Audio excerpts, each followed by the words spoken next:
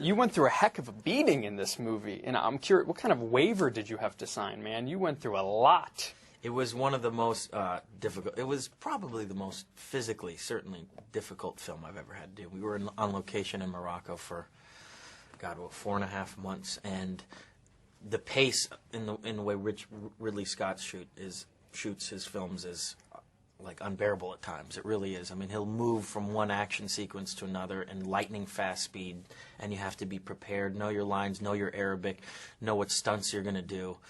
And I mean, on one side it's extremely exhausting, but on the same side of the token, it's exhilarating as an actor because you really rely on your instincts and you just have to bring it. Did you get hurt at all?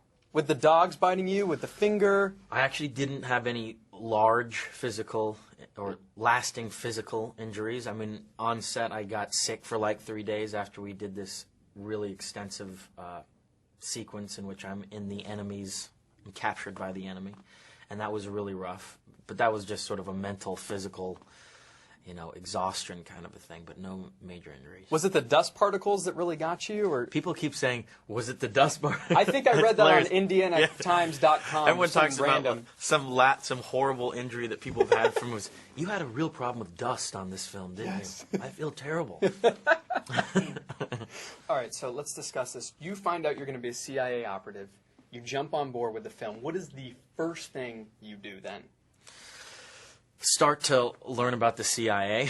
Did you know anything? Brush up on foreign affairs. Start to, develop an opinion about how you think the script what direction the script should take. And I think we were very clear in the beginning of this movie that this movie didn't have a political viewpoint.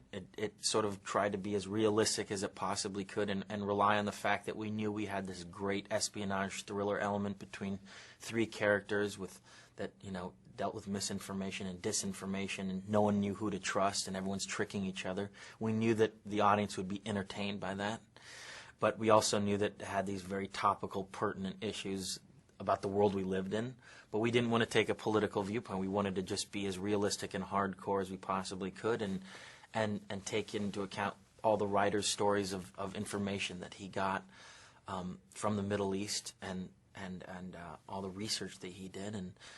And we just tried to make the best film that we possibly could, that hopefully when people see it, they will have some sort of different outlook on the world we live in, but not sort of tell them what to think.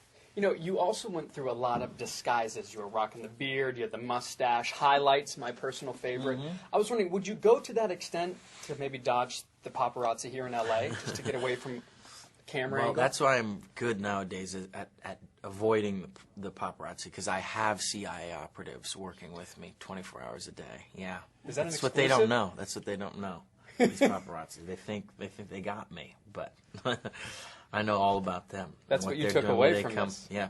A lot of friends I developed on this movie. It's funny. A lot of friends. The last time we spoke, you said you had multiple SUVs following you, i.e. the paparazzi, wherever you went. How is that working out for you? Are you getting better with handling it? No, I'll never be used to it. You can never, ever be used to weird people, attacking you with flashbulbs at any given moment. You never can. And there is something fundamentally wrong about trying to pull out from a restaurant at night and having, 30 people flashing